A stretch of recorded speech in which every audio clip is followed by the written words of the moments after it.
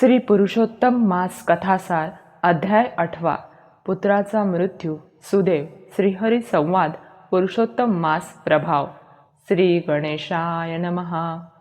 आपल्या पुत्रास अल्पायुष्य आहे, त्याचा अवघ्या 12व्या वर्षी मृत्यू होणार आहे या वार्तेने सुदेव ब्राह्मण अति दुःखी कष्टी झाला।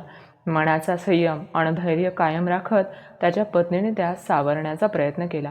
कर्मप्राप्त परिस्थितीला सामोरे जाण्याचे धैर्य मनोबल प्राप्त होण्यासाठी आता एक ईश्वर उपासनेशिवाय दुसरा उपायच उरला नाही। त्यामुळे आता तो श्रीहरीच काय ते करेल असे म्हणून ते दोघेही आपला प्रपंच पुढे चालवीत, शुक बाळास वाढवीत आणि ईश्वर चिंतन करीत राहिले। हळूहळू वर्षामागून वर्षे गेली। शुक बाळाने त्याच्या 12व्या वर्षात पदार्पण केले। मातापित्यांची चिंता वाढू लागली, पण त्यांनी आपले अश्रू आणि शब्द हे डोळ्यांच्या पापण्यात आणि ओठात कैद करून ठेवले। उसने हास्य मुखावर आणीत ते जगू लागले। एक दिवस सुदेव ब्राह्मण हा दर्भ आणि समिधा आणण्यासाठी वनात गेला। आई, मी मित्रांबरोबर खेळायला जातो ग, असं म्हणून शुकदेव खेळायला गेला। गौतमी घरातल्या कामात रंगून गेली। शुकदेव आणि त्यांचे मित्र घरापासून थोड्याशा दूर अंतरावर खेळू लागले। खेळता खेळता दमले, घामाघूम झाले आणि थोडा पोहण्याचा आनंद घ्यावा म्हणून सर्व मुलांनी धडाधड विहिरीत उड्या टाकल्या। गार पाण्यात मनसोक्त पोहत असताना कुणातरी मित्रांच्या मनात एकमेकांना पाण्यात पकडायचे, खाली ओढायचे असा विचार आला। मुले तो तसला खेळ खेळू लागली। खेळता खेळता कोणीतरी शुकदेवाचा पाय ओढला आणि तो पाण्यात खेचला जाऊ लागला। त्याच्या नाकातोंडात पाणी गेले, त्याला श्वास घेता येईना। हळूहळू त्याचा देह जड झाला आणि तो गतप्राण होऊन खाली गेला। मुले घाबरली, त्यांनी शुकदेवास हाका मारल्या, पण ओ येईना, तो पण कुठे दिसेना। तेव्हा शुकदेव हा पाण्यात बुडाला असे ओरडत मुले धावत सुटली। शुकदेव बुडाला हे शब्द ऐकताच गौतमीच्या जीवाचे पाणी पाणी झाले। बाळा शुकदेवा, अशी हाक मारत ती धावली आणि दुसऱ्याच क्षणी मूर्छा येऊन खाली कोसळली। इतक्या दर्भ समिधा घेऊन घरी परतलेल्या त्या सुदेव ब्राह्मणास ती दुःखद वार्ता कळली। तो धावत सुटला। त्याने वाटेत पत्नीस मूर्छित पडलेले पाहिले। तिला सावध करून ते दोघे त्या विहिरीकडे धावले आणि पाहतात तो काय, पुत्राचा मृतदेह पाण्यावर तरंगत होता। त्याने पुढे होऊन ते कलेवर हाती घेतले। बाळा शुकदेवा, अरे असा रे कसा तू आम्हाला सोडून गेलास, असे म्हणत पुत्राचा देह मांडीवर घेऊन तो दारुण शोक करू लागला।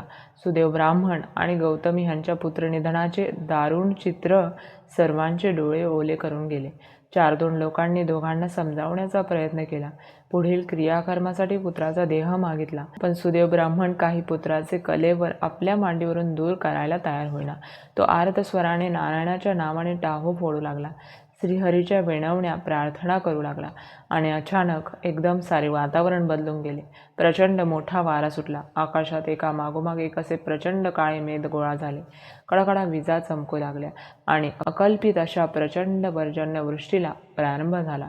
त्या थंड वाऱ्यात बरसणाऱ्या सहस्त्रधारांत आपण तिघेही भिजत आहोत याचीही जाणीव त्या सुदैव ब्राह्मणास राहिली नाही। ते दोघे आपल्या पुत्राच्या कलेवराजवळ भर पावसात तसेच उपाशी तापाशी फक्त नामस्मरण करीत बसून होते।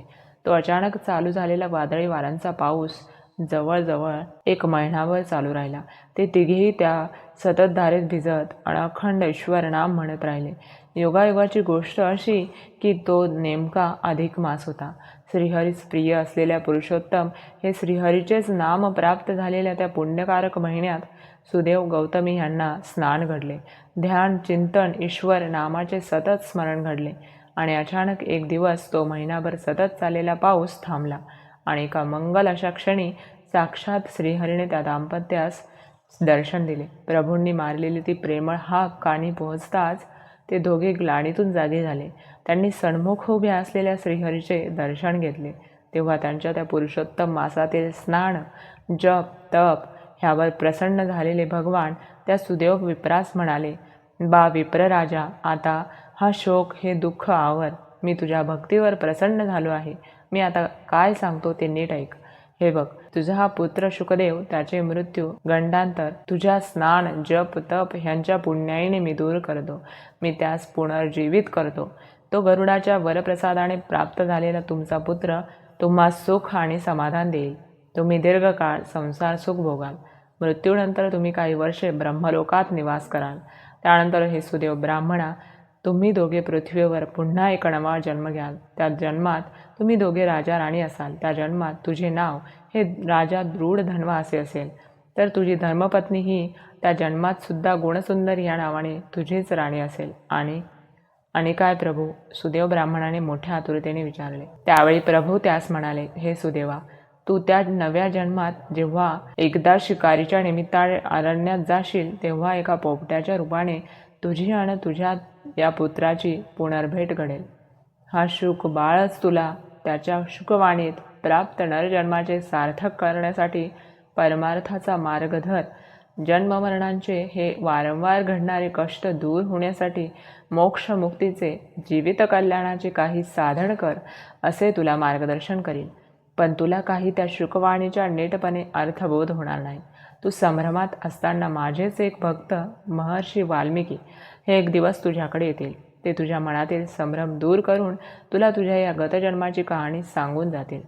सुदेव विप्रावर कृपावंत झालेल्या श्रीहरींनी एकदा आपल्या स्नेहाळ नजरेने त्या शुक बाळाकडे पाहिले, मात्र दुसऱ्याच क्षणी झोपेतून जागे व्हावे तसा तो उठून बसला. आपला पुत्र जिवंत झालेला पाहून सुदेव गौतमी यांना अपूर्व आनंद झाला. तिघांनीही प्रभूंचे पदवंदन करून दर्शन घेतले.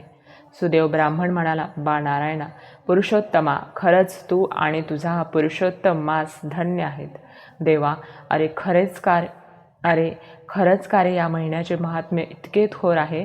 नारायण ऋषी नारदास सांगतात की त्या सुदेव ब्राह्मणाच्या प्रश्नांचे जे उत्तर श्रीहरीने दिले, जे वाल्मिकींनी राजा दृढ धन्वास निवेदन केले, ते मी तुला आता पुढील अध्यायात कथन करतो.